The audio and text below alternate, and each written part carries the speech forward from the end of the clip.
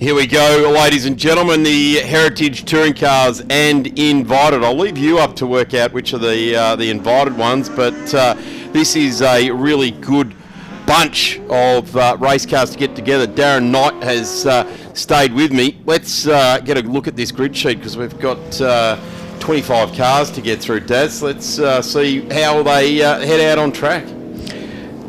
Elliot Barber, the Apex Hunter himself. He'll start out of pole position. He is guest steering the Kerry McMahon-owned Yellow Pages Group C RX-7. That car is for sale, folks. So come down to the pits if you're interested to get into the sharp end of Heritage Touring Cars. So Elliot Barber guest steering that car this weekend. Got pole this morning over Chris Stillwell in the ex-Colin Bond Caltex Sierra. Number 47, Trevor Schumack, the Michelin man himself, in one of the invited cars. You mentioned that before, Darren. That's a super touring car, the BMW number 45, joining the Group C and Group A machines this weekend. And next is Adrian Alessi in the number 40 Walkinshaw Commodore, the VL, the Batmobile. Adrian has a couple of cars he's been running with Heritage Touring Cars for many years, and one of the quickest Commodores in the country. Hopefully David Toe gets out there. He's having some issues there. He is right at the back of the pack. He qualified just, he will start alongside Alessi, but was very slow away in the dummy grid. So hopefully David will sort that issue out before they get to the start. Rolling start for Heritage Touring Cars. Didn't see that much in Australia, but back in Group A days in Europe, rolling starts were the order of the day. A lot easier on the driveline of these very precious machines. Just lining up behind the pace car now. Glenn Gerstle was next, fastest after David Toe. Steve Exisa in ex-Scotty Kennedy VC Group C Commodore, number 69. Glenn Gerstle is next, and another Commodore, Anthony Tenkati, in the number 22 Commodore. Justin Nielsen in that fearsome little Nissan Exa, Pulsar Exa, the little two-door front-wheel drive turbocharged machine. And Darren, that thing eats CV shafts, drive shafts for breakfast. And eats pretty much everything in front of it too. It's a rapid piece of kit. I cast my mind back, Christine Gibson, etc., punting those cars around the big dance at Bathurst there in the day. But certainly these cars, really looking forward to seeing that one right there, car number 44, the JPS John Player Special, and the 43. Wow, when you've got a couple of those cars, Pete Siveris, hey, in that Bob Jane T-Mart's VK out there as well. That's some pretty special pieces of kit. Lucky to have them here. Boy, they are absolutely being bunched up. They're getting very close to let go. They've been let go, and it's a charge down to turn one. Of course, the RX-7 gets gazumped by the 5-litre power of the Walkinshaw Commodore right alongside, as Chris Stillwell doesn't want any of that. Gets blocked off very, very nicely there by Adrian Holloway. And he will lead it down there. What a start from Adrian Alessi in the VL Walkinshaw. Was started third on the grid. He basically ambushed Elliot Barber and Chris Stillwell, and now leads the pack as they head around the sweeper for the first time. Elliot Barber just getting out of a Trans Am car, getting into one of these nimble, high-revving RX-7s. Throws it down the inside there. He's going to get pretty lively with this. This car is for sale, and I reckon he's been on board to show what it can do. And have a look at Elliot. He is just throwing it at it. A very, very experienced racer. And, media identity these days with Scotty Pye and their podcast, which is getting great attention. They're not shying away from the big issues and questions. And that RX-7, they never drove away from the 5-litre cars like that in the day. They certainly did handle well, though, yes, and they certainly used the very nimble nature of the Mazda to drive around the outside of Adrian Alessi as they went through the cleavage. So can the V8 fight back? Chris Stillwell third in the turbocharged Ford Sierra. Trevor Schumack up there as well in the BMW Super Tourer. Carl Muller has rotated the ex-Laurie Nelson Ford Capri, the Group C machine. All side by side across the line they go. Nothing short of cubic inches, but nothing short of bravery as the Yellow Pages RX-7's been driven like it hasn't been driven for a couple of decades. Stillwell in the background there. Then it is the VH of Axisa, Trevor Schumack in the Super Tourer. But it is Elliott at the moment. Gotta love those flames. That's going to burn all of the muffler linings out before the end of the weekend. The ex-Tony Cavich, Phil Alexander machine from Bathurst in 1984, getting very sideways as he puts a little rotary into the tight confines of Winton. Trying to put a bit of a break now on Adrian Allisey, who has his mirror full of the Caltech Sierra of Chris Stillwell. When you look at it, it's only a 15-minute race. You're not going to be concerned about preserving tyres or anything, are you? You're going to throw absolutely everything at it. Axisa doing a brilliant job there as well. Schumack coming around there also, so doing a nice job. The Soundwave Commodore 10K Gerstle. Trent Harrison weighing in there as well in the old Bond yellow Alfa Romeo, just appearing on the back of the screen there as well. So he's had quite a few drives in that car over the years and landing himself inside the top 10 quite nicely. Justin Nilsson, he's in there. There's that Lexa. Turn up the wick, and that's what you got to do with one of those turbo cars. Ducking in behind that beautiful little E30 M3. Even you being a Ford Mustang guy, you must like those things. I like all of them, Daz. All of absolutely magnificent motor cars. These are the genuine article, folks. We've earlier seen some fantastic looking tributes, but these are the actual cars, so they are built and restored to exact specs of the day. You need to pick a year. A lot of these cars had long competition lives, so you need to pick a year or meeting and present the car in the livery and also in that mechanical specification that you nominate. Chris Stillwell has been synonymous with peddling this ex-Bond Caltex car very, very hard historically. Here we go here. Now this, I got to say, I used to love a Sunday afternoon in the first weekend of October and see that car on screen. Tony Sawford in the ex-Alan Grice A9X hatchback. Tony, another long-time campaigner in Group C Heritage Touring Cars, was actually running this car around when there was no Group C as an official category. He's been with the scene for that long.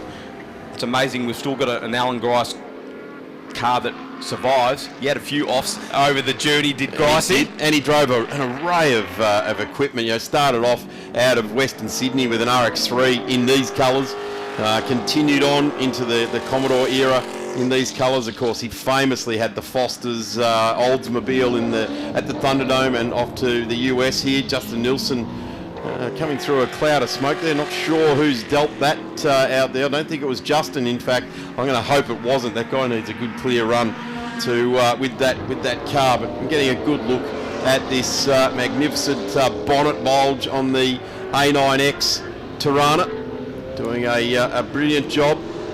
And we do have here this weekend also another four-door A9X, which wasn't really raced a whole lot of. There's at least one, and Tabitha Ambrose is driving that here this weekend. There's Trent Harrison in the number 77 Alfa Romeo. The Harrison family synonymous with Alfa products, of course. Hugh Harrison and now Trent behind the wheel, and this car raced here all those years ago, 40 years ago. Round one of the Australian Touring Car Championship was right here at Winton, the very first round for the Group A Formula. And this car, of course, driven by Colin Bond and Alan Jones, was his teammate, and they certainly did their best up against some pretty stern turbocharged and V8 powered opposition. This is a car I referred to early on in the day.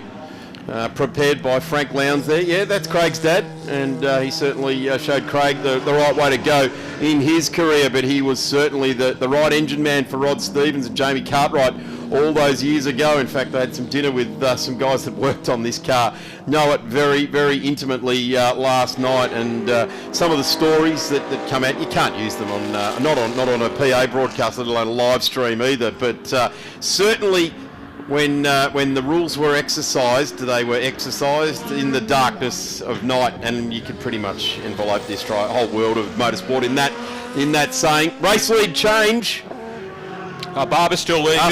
Second place. Yeah, the battle for second place Chris Durrell having to work very hard to keep out that big Walkinshaw of Adrian Alesi. So battles going right through the pack. On screen here is Stewell and Alesi. Glenn Gerstel's doing nicely as well. Got a spot off the line there over the 22 of Anthony Tenkate. Anthony's gone back a spot. Gerstel up. Trent Harrison has gone up a spot. Nielsen has succumbed to Toe, who's coming back through the field. That's a good drive. Didn't see that one actually happening. Coming now into position number 9 is the number 44. David had some pad knockoff for the brakes in qualifying this morning, so not 100% match fit the BMW at the moment, but it's not going to stop David from trying. A very motivated campaigner there, and he's trying to get past that alpha of Trent Harrison as Elliot Barber continues to lead in the RX-7. Doing a nice job too, isn't he? Just got himself a nice lead, set the fastest lap of the race, and he's head and shoulders faster than anyone else at a 1:31.45. The next best is a 33 dead, so he's got a second and a half on the field in that magnificent yellow Pages car. Storming across the line, there's Exisa, hanging on nicely, sort of having a bit of a race in his own there, in fact, at the moment, and charging up the straight in the number 69 car. Good shot on the rear end there of something that we saw a lot of in the era in the Sierras, and that was that smoke belching out the exhaust. You thought that was the end for them, but it was they just pumped the fuel through so they could keep them cool, and that's what we're seeing now, that sort of that grey browny sort of exhaust smoke. Quite amazing motor car, the Sierras, towards the end of their competition lives in Group A. They were approaching 600 horsepower, trying to run that through a 9-inch wide wheel. It's pretty hard. They were beasts, really. You talk to any of the drivers, and I've alluded to John Bauer, who's racing in Europe this weekend in his Volvo, which he won a lot of races in the Australian Touring Car Championship, was very fast with Dick Johnson. In fact, Dick Johnson Racing was really anointed as the best of the Sierras. It took a few years to do it, but when they bought it all in-house and they built a race car, they took it to anyone easily in the world, and there was some heavy hitters, wasn't there, in Sierras? Well, of course, DJR were dominating the Silverstone TT all those years ago and showing the rest of the world how to make a fast Sierra, and unfortunately the 20-cent part let go, but they certainly showed the speed that their cars produced here in Australia. Good battle here between Cole Spender, little twin cam Escort, number 51. Derek Wickett just ahead of him in, I guess, the machine that replaced the Mark 1 Escort. That's a Mark 2 Escort, as Darren mentioned before, originally prepared by Frank Lowndes, who certainly knows his way around a small Ford. Knows his way around a whole lot of stuff, Frank Lowndes. Very much a technical car used through CAMS and Motorsport Australia. This is a shame. This is a car parked off on the side of the track, the number 17. And if you were alive in 1983, that car went off the road into a tree. That's the car that replaced that car. That's right. This is the Morris Jones car, I think it was, that they commandeered, or have I got that wrong? Because it came onto the grid and the paint was still wet on it. They didn't rebuild the Greens Tough car like that legend says. That went to Sims Metal in the Sky, that one. It did. It was a deal done late in the afternoon to get back on track. Car number 43 out on track now. This is Howe, currently sitting 11th with a 1:38.7379. This car represented, if you were neither a Ford or a Holden man, most people couldn't find themselves to go for a Volvo. Jim Richards in this car was the next guy, wasn't he? He was sort of like the Melbourne Football Club. You had your own team, and then there was Melbourne that were your second team. And you only barracked for Melbourne, so your mate's dad, who had the Range Rover, could take you to the snow when the footy got bad. Checkered flag. Race win for Elliot Barber in the Yellow Pages RX-7. That car is for sale, folks, so no better way to get into Heritage Touring Cars than buying a race winner. Good job from Elliot. Chris Delwell was second in the Ford Sierra. Adrian Alesi third for the Holden fans, and there's plenty of them out there, I'm sure, cheering on the VL Walkinshaw of Alesi, and he beat home the earlier VH Commodore of Steve Exisa. Trevor Schumacher was next in the BMW Super Tourer. Then Glenn Gerstle, Group C Commodore, Anthony Tenkate, and another Group C Commodore. Trent Harrison, 8th in the Alpha, held out Justin Nilsson in the little Nissan Pulsar Exa Turbo. Don Dimitriades rounded out the top 10 in his Lansvale Smash Repairs Walkinshaw, very famous name, of course, the Lansvale boys. Dean Howe was the next one across the line in the number 43, just outside the top 10. Dean in the that magnificent 635 CSI, the JPS liveried entry, so that rounds out our top 10. We then go down to Pete Zibris in the number 62. Pete got across the line, pretty much left to all his own devices, in fact, in that race, so he's done that job. In fact, I think it's Chris at the wheel of that car. Anyway, we'll confirm that. I'll get that information right. The number 6 car getting across the line there. That was Pete Zibris in the BK. So I think it must be Chris in the other one there. So a bit of father-son type of action on track there. Spender, Wicket, Bood and Addison rounded out, and some DNFs there as well. David Toe unfortunately failed to finish, as did Scott Robinson in the little 325 BMWs. Hopefully they'll get the car fixed. Curry was unfortunately a DNF in the replacement Greens Tough Falcon. Looks like he had a flat tyre actually on the rear of the big fat XE, so hopefully they'll get some more rubber on that car for the next race, which will be this afternoon around 4:05. So make sure you are glued to the old V8 Sleuth YouTube channel for the next race for Heritage Touring Cars around 4:05 this afternoon. Thank you very much, Darren Knight, for lending us all your expertise and insights for the last couple of races. We'll release you into the wild, and you can find out all the goings on in and out of the back of the pit and paddock. Formula Ford cars are getting themselves set at pit exit. I'm going to take a quick break. We're hoping that young Tom Reed joins us for this one for the Formula Fords. We'll be back in just a moment once we get our breath. Hope you're enjoying the sunshine here locally at the Winton Motor Raceway.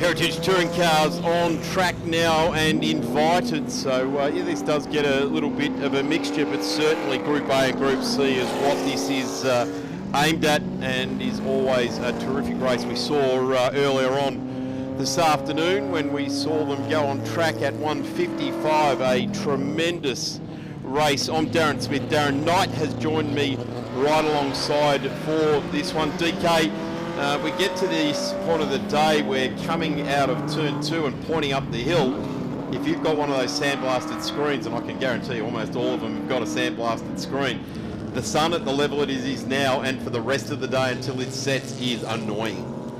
It certainly has had a little bit of experience of that this morning, turning off onto the highway, so it is hanging quite low, so the sunnies will have to be procured, you would think. Absolutely, and just watching the field walk around out of the pit lane and then move up to some speed, but we've got a rolling start, so let's get into this grid sheet. Elliot Barber did a tremendous job in that Group C RX-7 to hold out Chris Stillwell. In fact, he didn't even have to hold him out, he just raced all the way to the end of that race. The number 40 Commodore of Adrian Elsey did a terrific job there as well. In third place, Stephen Exisa, who's jumped up a spot or two, really did run a race pretty much by himself, but managed to get through on a couple of people. Trevor Schumacher in the first of the Group A type cars there. He's got the the number 45 BMW M3 Glenn Gerstle, Anthony Tenkat as well in the number 22 Trent Harrison in the Alpha, and the 77 Justin Nilsson in the Nissan car number 16 Don Dimitriadis, number 39 Dean Howe, Peter Zebras in the number 62 Orange VK, and we look all the way back down through the field there and we see Ian Ross, who's actually had a gearbox change, gone from the more race prep gearbox to a sort of a Super T10, which is a nice gearbox, but not quite the spec, but they've had to work pretty hard in the last couple of hours there, Daz, to get that car on track. Well, let's hope Ian keeps going, because that is the poster car for this meeting this year, of course. Ian Ross, that's the ex-Mike Imrie XD Falcon. Had quite a small competition life, and as you can see, there's no sponsors on the car.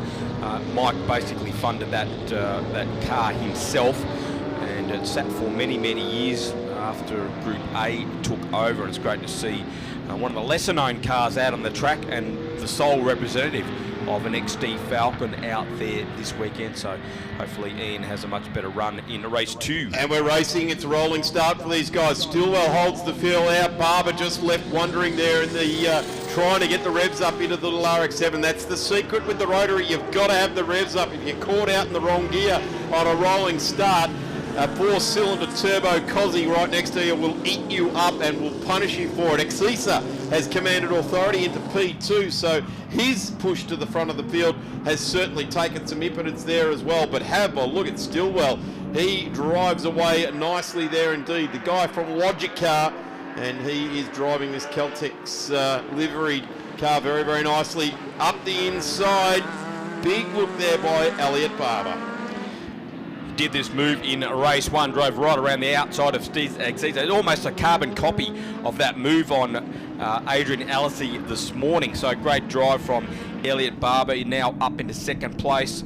So, and now putting the pressure immediately on Chris Stillwell. So really close at the front. Exisa a good first part of this lap. He leapfrogged Adrian Alesi, the man that started right up the front as well. There it is, you can see the silhouettes of this car. Elliott looking left and right on Stillwell, but Stillwell just holding his line. Ultimately will have the pace there. Up the inside goes Alesi now, so Exisa getting the short back and sides from a RX-7 and a like-minded Commodore racer. He's not letting go, and good on him, because you've got a Group A versus a Group C car here, and they are pushing very, very hard. Two Commodores side by side with each other. There goes Stillwell. Tips it into turn 1, up on the ripple strips, upsets the car's dynamics in doing it too, so will he be punished? Will Elliot Barber punish him for that little indiscretion there? He's right with him now, Daz. Into the old turn 2, look at the title line, the RX-7 is able to utilise chasing down that Sierra. Oh, gee, the Sierra gets away well. That is exactly what these cars did, didn't they? We're talking in Group A and Group C, so these cars really didn't race each other. Up the inside, slams the door shut. Thank you very much, the Yellow Pages. Chucks one out the window and says, there you go. You can have your weight penalty back. I don't need that anymore. Boy, something that, if you were 25, you wouldn't know what a Yellow Pages is, Daz. We might have to explain that tomorrow for our younger viewers, in fact. I just realised that. Let your fingers do the walking. I guess that's what you do now, but you're on the Google machine. We have to clarify that, I think, too, to clean that up a bit tomorrow. We'll explain what the Yellow Pages is. Look at the turn-in from Barber, though. What that car is handling like a peach. Just went straight under the Caltex Sierra of Chris Stillwell, immaculately prepared motor car as well. So can the Turbo Ford fight back versus the diminutive 13B rotary-powered RX-7? I'll tell you what, if you're looking for some good reading, just have a look around, see if you can find the machinations about how an RX-7 sports car got available to run in the Australian Touring Car Championship. You can spend days and days and days reading the legal papers that Alan Moffat presented to make sure that you could run these cars, and thank goodness he did, because they've stayed alive in the Australian motorsport landscape for a very long time, particularly the likes of club cars and improved production, where there was lots of these little cars, and most of them ended up being raced at some point. Certainly did, and there's allegations, and I must say allegations, that the rear seat material was a bit thinner than what it came out of the Mazda factory, which allowed the minimum internal dimensions that the cabin of the RX-7 had to classify it as a touring car. It was certainly, that was the sort of language that was used, wasn't it? It was absolutely bizarre. There was always a seat in the back, and if you're a little kid, they were quite comfortable. I remember myself having to sit in the back of one of them, but you wouldn't want to do the long trip interstate. But tell you what, though, he's driving away with it. Is Elliot Barber, whether the nuances of an RX-7 that was battled over in the early 80s there, and it found a happy home. I remember the Peter Stuyvesant cars, two of them, and it was Hansford and Moffat in the Sandown 500, and for every lap they went past the entire grandstand, booed both those cars. It united Ford and Holden fans as they just stood up and went, what is this screaming terror going through? And he was leading the race too, so it was just like, you cannot beat our homegrown Fords and Holdens. In the end it didn't, but certainly the fans let them know. Touring Car Championship winner, of course, in '83, but unfortunately just never quite got the job done at Bathurst. That big mountain course really played into the hands of the V8s and the turbos later on. So the RX-7, very nimble machine, but just couldn't quite get the job done at Bathurst. Very much a close run thing, but sensational to have an example of this racing with us in Heritage Touring Cars. And as I mentioned this morning, this car is for sale, folks. Absolutely is. Stillwell dancing around the back there. Here is Pete Zibris, and this is a car steeped in history. And what I like about this is that this ran in the gold bullion livery, and the interior of the car is still in that same that paint. You can pick it up as it's going around the track. You can see the cage is gold. Certainly is. That's the same Peter Zibris, that of course the V8 supercar team owner, Premier Racing. He is a real motorhead, I guess the Yanks call him.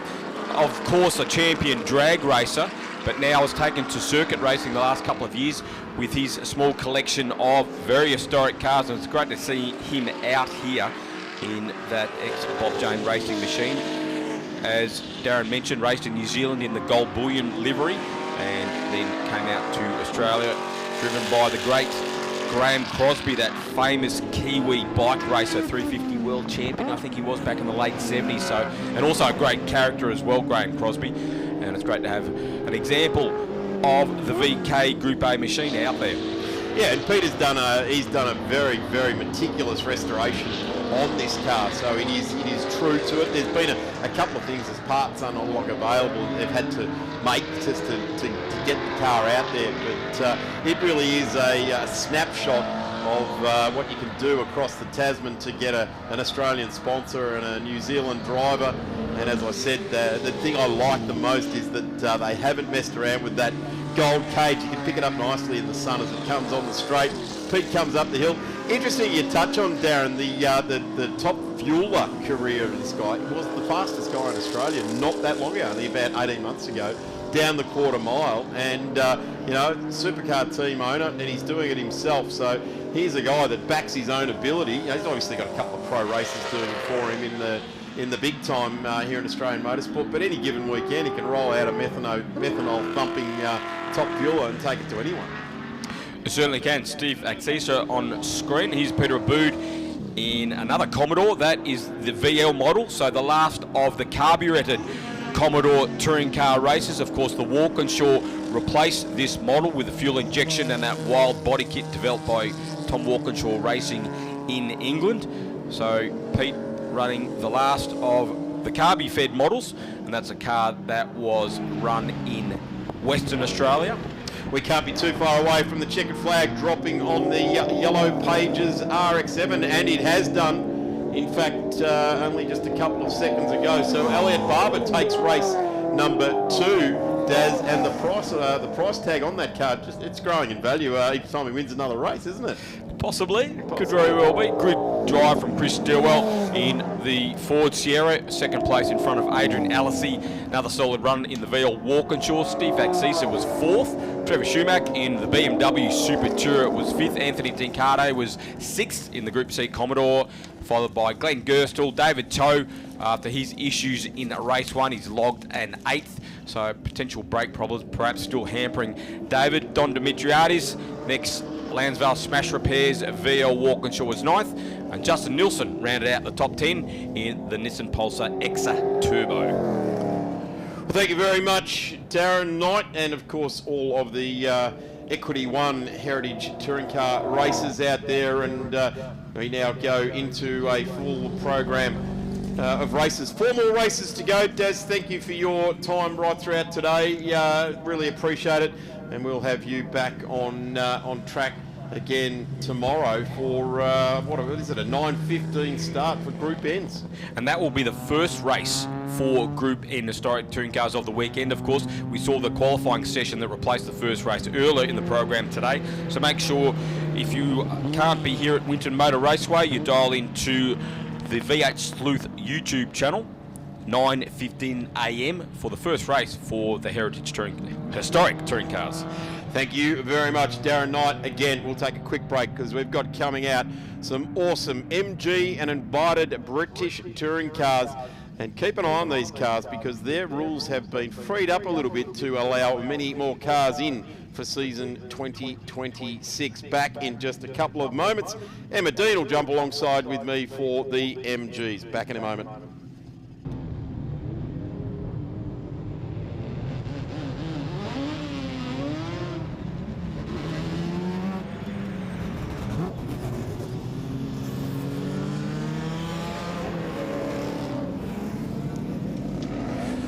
2025 Winton Festival of Speed started bright and early on Friday morning with free practice right throughout the day. We had a terrific day yesterday with qualifying all the way through the morning and started racing at 1 o'clock in the afternoon. It's racing all day today here at Winton Motor Raceway. A very big thank you to Equity One. Check them out at www.equity-one.com.au. Fantastic sponsors for this event, of course, Premier, Shannon's Insurance, Racer Industries, Cool Drive Auto Parts, all of the big naming sponsors here this weekend.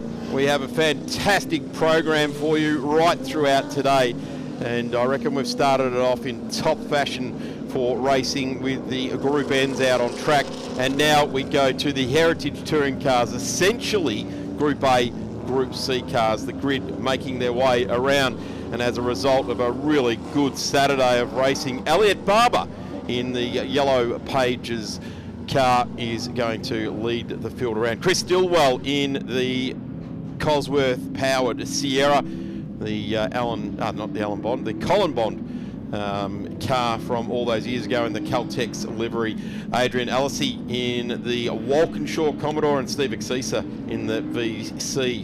Trevor Schumack in the little BMW, and really looking forward to seeing that Super Tourer start to stamp its authority. Anthony Tenkate all the way from Queensland in the number 22. Darren Knight stays right alongside me. Great to see these cars travelling from all over, like Adrian from Queensland. Certainly is, Darren. Good morning, everyone. If you've just joined us on the YouTube V8 Sleuth channel, and of course everyone here at the track, fitting that these cars are coming out after the Group N Historic Touring Cars, because basically these are the cars that took over from the Group N era. So Group C, the local category, for 1973 through to the end of 1984, and then the international Group A formula that Australia adopted 1985 running through to the end of 1992, so right up to the end of 92. So, and then of course we had the category that became V8 Supercars in 93. They used to run around with Group A stickers on them right at the start, which just confused everyone. It was a local category, and we know how big that has become. So these are the genuine article, folks, the actual race cars presented in their actual livery from the day, and also mechanical specifications. So very valuable motor cars out on the track, and they'll be starting under a rolling start condition. What a drive from Elliot Barber in the Kerry McMahon owned RX-7. That car is for sale, folks. If you want to jump into the sharp end of Heritage Touring Cars, magnificent performing motor car. And here we are getting ready for a start. Graham Ross will start from the rear of the grid. Had problems yesterday, and well, unless he just pulled out the side there trying to get it. Very crowded in positions 3, 4, 5 as we go 3 wide down into turn 1. It funnels in. Schumack goes around and he gets clear of the racetrack surface, so that's good. No one else got tangled up in it, but that's a rare mistake from Trevor Schumacher, your Michelin tyre man here in Australia. But the front of the field sorting themselves out. Ian Ross has already just got through on the little CDT Gemini there. So there's the Behemoth and the little car there, isn't it? The XD and the Gemini side by side. So Barber and Stillwell, handy break now over our third place runner, which looks like it'll be Adrian Allisey in the Walkinshaw Commodore. So Trevor Schumacher just rejoining, but right at the back of the pack. Glenn Gerstle was also involved in that, had to take to the grass to avoid Schumacher as he got the little BMW sideways. So Gerstle will be coming through the field, a very quick VH Group C Commodore. So we'll keep an eye on the bright yellow and black machine. You mentioned Ian Ross is coming through from the back after gearbox problems in his Mike Emery XD Falcon. So good to see Ian back out there and circulating in the Sol Falcon XD model out there.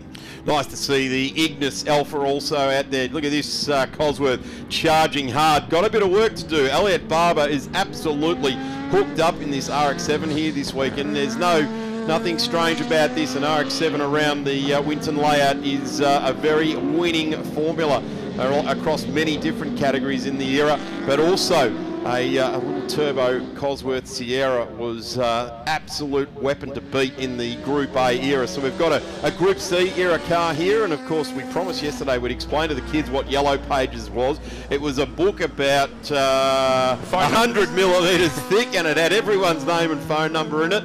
And let me tell you, when you rock up with my surname, it's near impossible to find your name in there. These days I'm pretty sure we're trumped by some other surnames in there, but bit of damage on the car there for Glenn Gerstle. Obviously a tiny bit of the BMW of Trevor Schumacher there at turn 1-2 there, so that front spoiler just sort of got a little bit cross-eyed, if you like. There's Ian Ross now.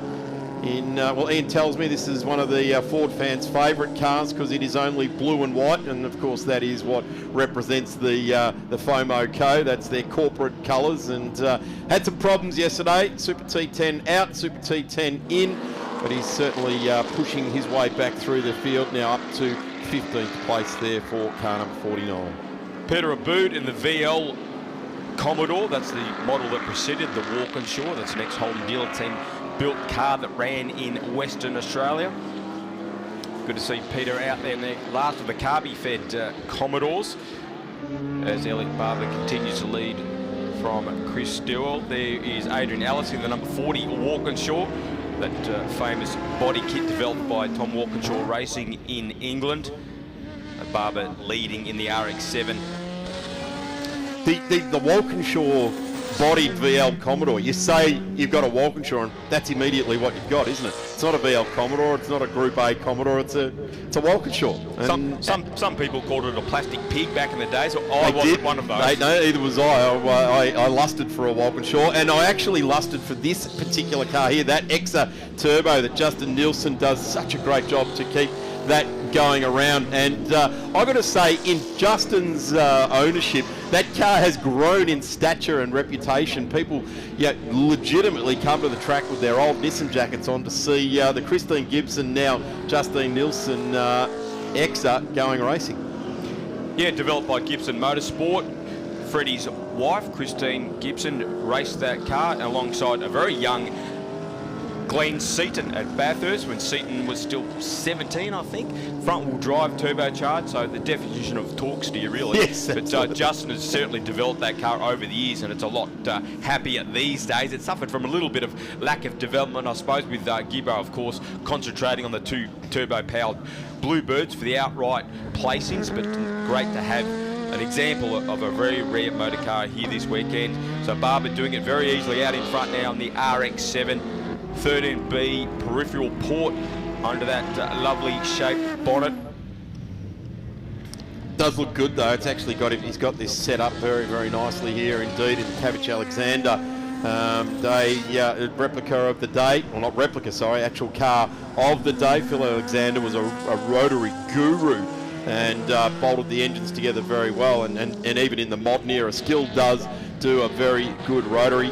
Here's a magnificent looking BMW, the E30 M3, which started the tradition of M3s, of absolute pocket rockets out of the BMW factory. These days they put V8s in them, but this was a very, very high revving, very potent four-pot. And the International Group A. Oh, and he's just tried to get up the inside there of Exisa. David Toe, the number 44 JPS BMW, really putting the pressure on Steve Exisa in the Commodore. Nipped a break there, a little bit of a brake lock up there for Toe.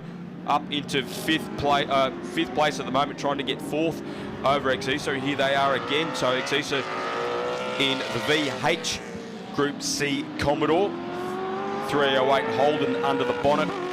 The M3 2.3 litre 4-cylinder machine, a car that was based off the 323 but shares almost no panels at all with the 323, so a very special body kit. I think only the roof panel is about the same as on a road going 323, and Toe looking under Exisa as Barber continues to lead in the RX-7. Stillwell still second in the Sierra, the Colin Bond machine. How cool's that? Flames out the back of the rotor because they push raw fuel through the engine to keep the temp down, and hits that boiling hot exhaust. And then the turbo, which just puts raw fuel in as well, and comes out as brown or black smoke. So two different variations of technology that is used there. The interesting thing with that Toe Exisa battle is that those two cars would have never met each other on track racing. They're a Group C era car and a Group A era car, and this is what's pretty cool about here this weekend. We get to blend the two categories. Gives us a huge field of racing cars, and they all look fantastic. So we get a good look at the number 52 there as it heads up to the bottom end of the track. And that is Glenn Gerstle, who got tied up in that first corner incident. But Elliot Barber driving away magnificently here. Just over 2-second lead. You don't need any more lead than that in a short, sharp race. As we get a bit of a look at Ian Ross. The XD Falcon. Ford had absolutely no interest in motor racing when the XD was released, and it was developed as a racing car, homologated in fact by Murray Carter, and also Gary Wilmington in New South Wales did a lot of early work for the Falcon. Interesting thing is, Murray being the cagey chap he is, he homologated the XD Falcon using the 6-cylinder taxi pack weight. So it's actually a little bit lighter than the V8 machine he was intending to race. And that's interesting. I was talking to Ian, his car, he said to me, started off life as a taxi and was built into a race car, and the cage is a copy that came out of the Commodore. So they used, keep the cop money down, they used the same sort of design in the Commodore. So very interesting, the XD in Australian touring car history. Here's the Gerstle car again. The ex-Fred Geisler machine, a perennial privateer at Bathurst, particularly Freddie Geisler. In the same vein as the Lusty brothers, yeah, that's what, same sort of era, same sort of assault. And we go to the other end of things, a factory BMW that Jim Richards drove so magnificently. And I touched on it yesterday, that the BMWs were the cars you went for when your favourite Ford or Holden that you were waving the flag for didn't win. So if your Holden didn't look like it was going to win, you'd prefer the BMW to come through for the victory. And of course, Jim Richards did have a touring car championship in that car. 87, of course. Jimmy swept the board in the M3, took his second championship in the BMW. Of course, won the very first Group A regulated championship in 1985, which of course the first round was right here at Winton 40 years ago. Jimmy took out the win in the 635 BMW that preceded the M3 that we're seeing David Toe race this weekend. Barber just got the last lap board down, and his main protagonist getting bottled up behind some slower cars there. Great to see the 59 Capri Components car of Laurie Nelson. Laurie, a famously Victorian privateer right throughout Group C, Group A era in Capri's to replicate his business, the Capri Components business in the northern suburbs of Melbourne. And Laurie also took on board the Fox body style Mustang as well, famously did for quite a long time in the privateer world. There was so many of those privateers, Daz, wasn't there, that got out and about and made the Touring Car Championship what it was.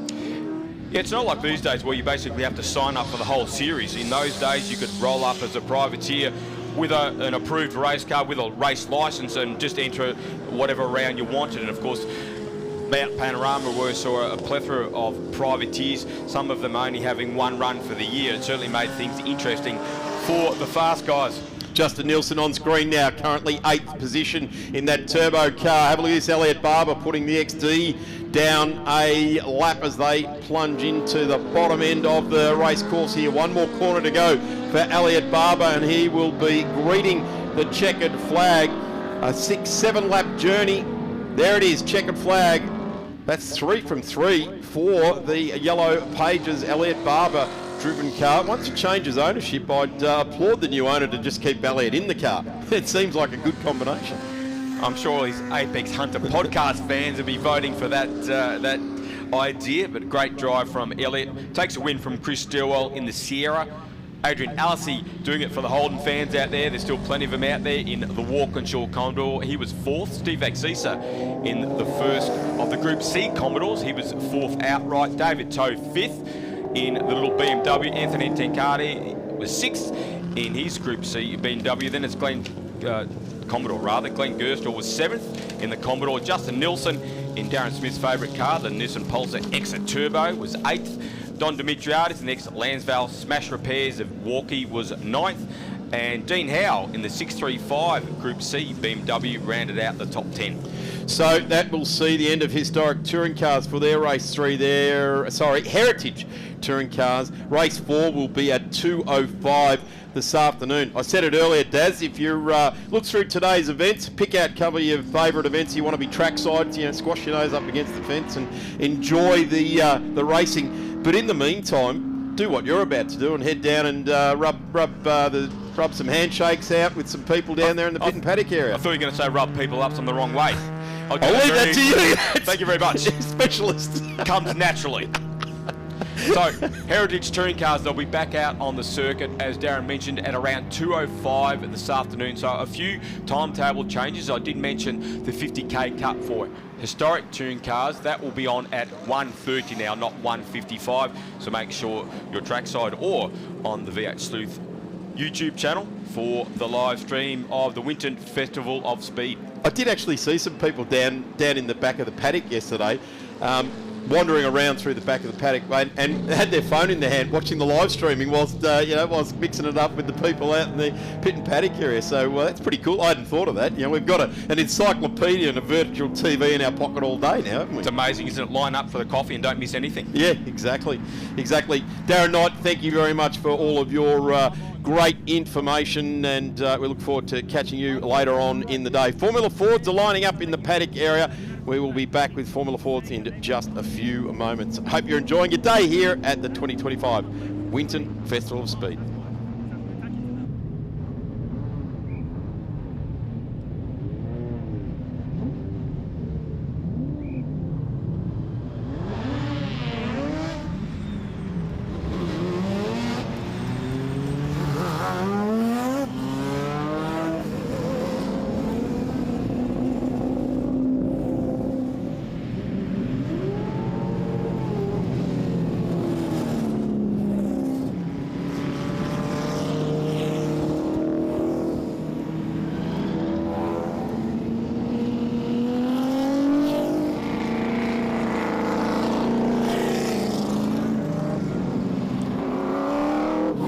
Great time to get yourself over to the fence or squash yourself up quite up close to your computer monitor, your camera, your phone, your big screen TV, wherever you're soaking up the magnificent Festival of Speed here at Winton for 2025.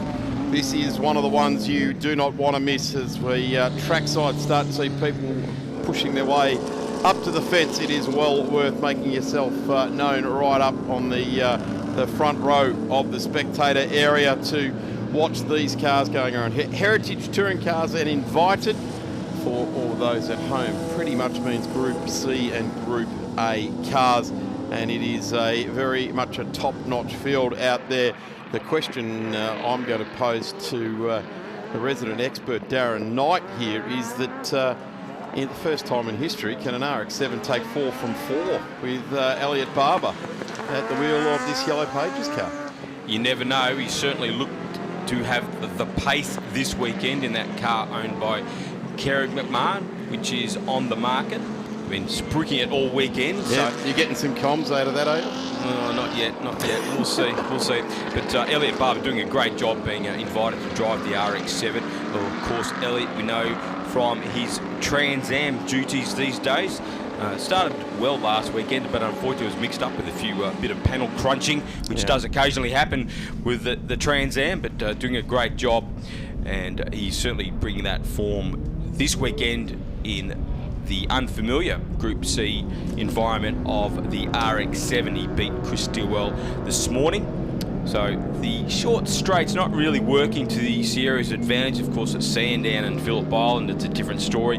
Let that little hairdryer spool up on the side of that fantastic twin-cam Ford engine. Nevertheless, doing a great job. Elliot Barber will start from pole. Chris Stilwell right alongside him in position number 2. It's the Walkinshaw of Adrian Elsey that is next. Stephen Exisa in the VH Commodore, and it is a rolling start. David Toe is next in the black BMW. Anthony Tencat from Queensland down for the weekend, starting out of 6th. Glenn Gerstle, Justin Nilsson in the Turbo Extra. Don Demetriadis from New South Wales with Dean Howe right next. Trent Harrison, Pete Zebras will start out of position number 12. Red lights are on. This will be a rolling start.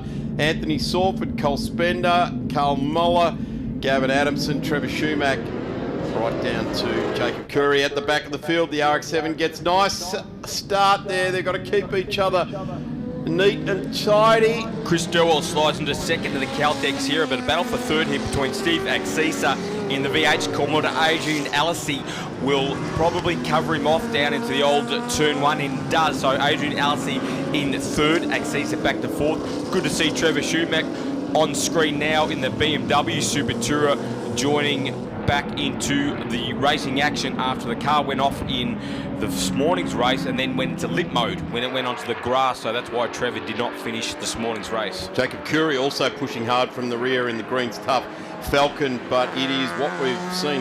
The car number 30 leads them away. David Toe looking to the inside of Exisa now down at Watertower. There's the 635 CSI. It's starting to bunch up there as well. And the ex-Emery Treasure car there with Ian Ross at the wheel. He's forcing his way back up through the field after those gearbox issues earlier on this weekend. Carl Muller back out there also in his ex-Laurie Nelson V6 Capri. Had an excursion onto the fairly bumpy infield this morning, ripped the front splitter off the Mark III Ford Capri. So good to see Crazy Carl back out there. I'm sure he appreciates the tag you've given him there, Daz. Well, he's the exact opposite, so that's why I'm calling him that. He's a very measured man. It's very Australian, isn't it? Like Shorty is generally 6'6". Someone with red hair is Bluey. Yeah, there we go. No problem with any nicknames at the moment other than winningest, and that is Elliot Barber. He's given a really good first lap, and he's given himself 3.1 second lead. Gee, have a look at him working at the wheel there. Great to see the gloves up in the air there.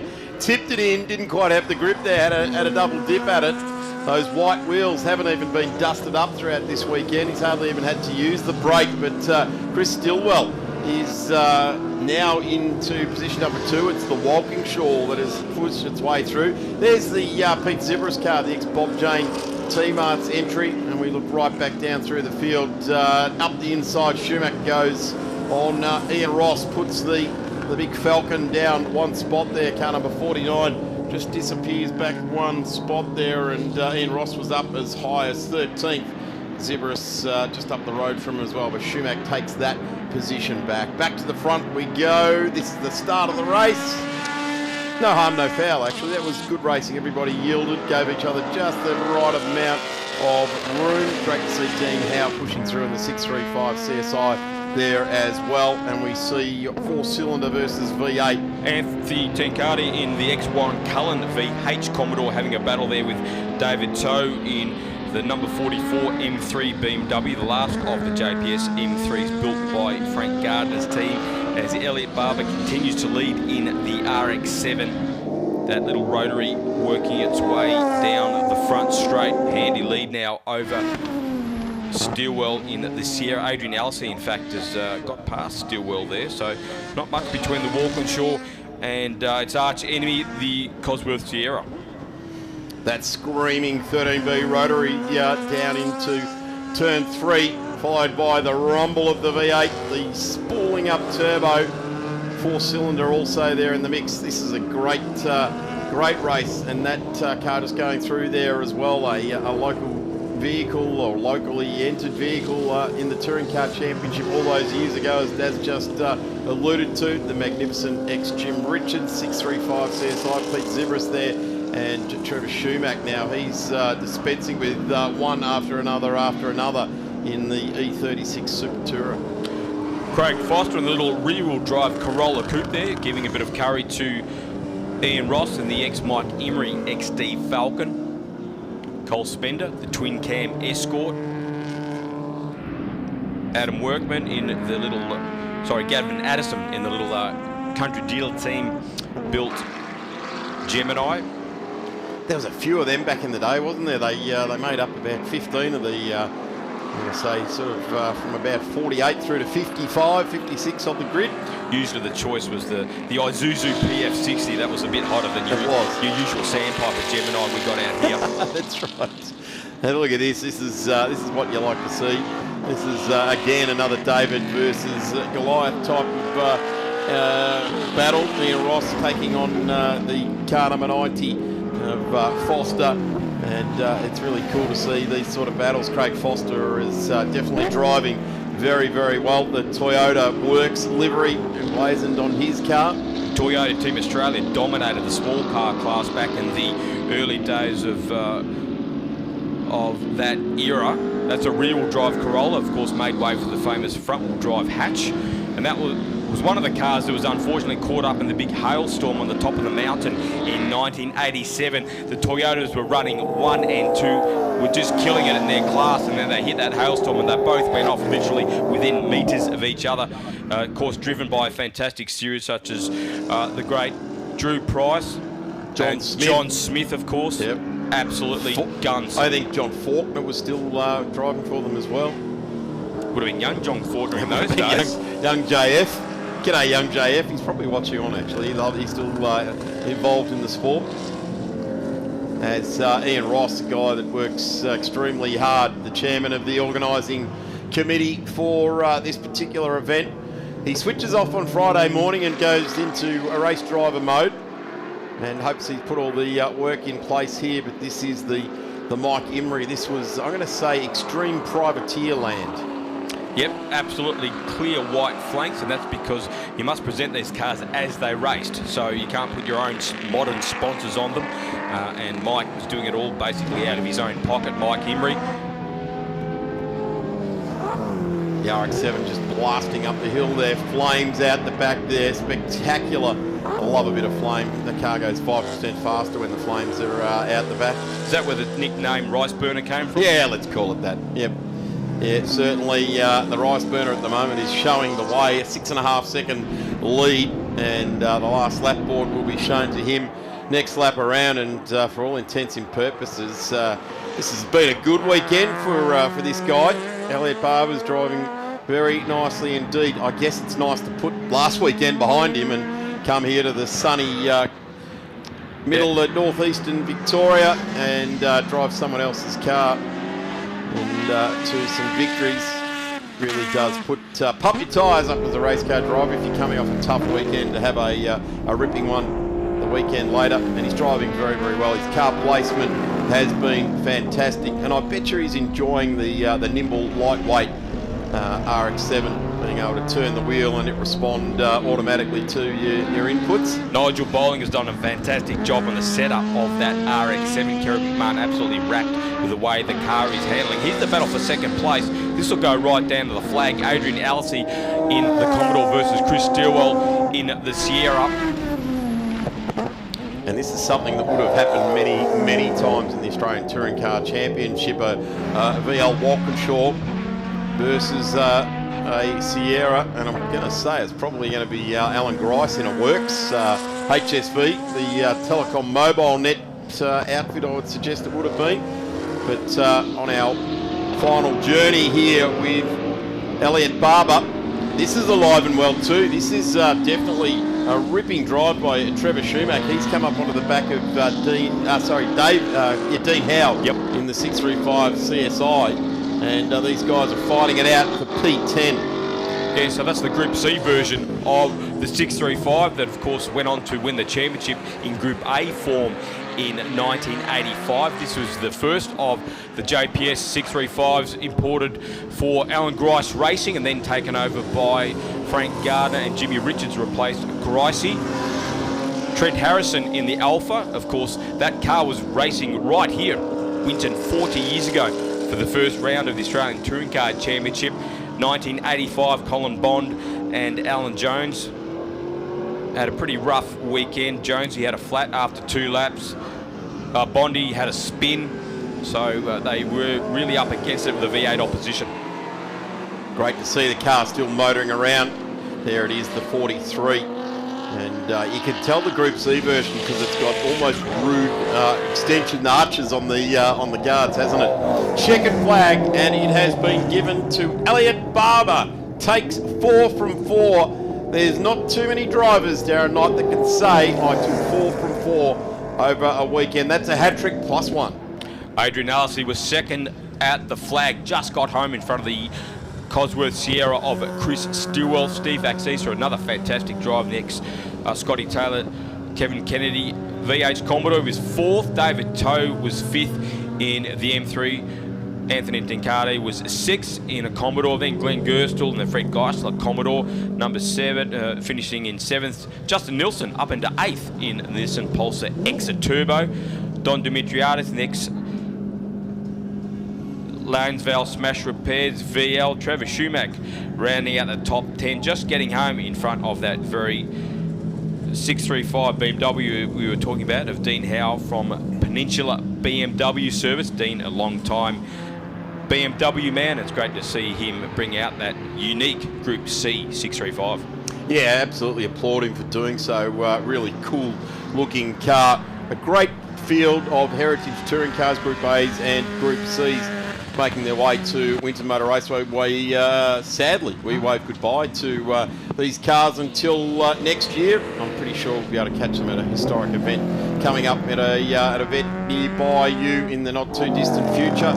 Of course, November sees historic Sandown, so that will be a good place to get along to as well and see some more of this sort of racing.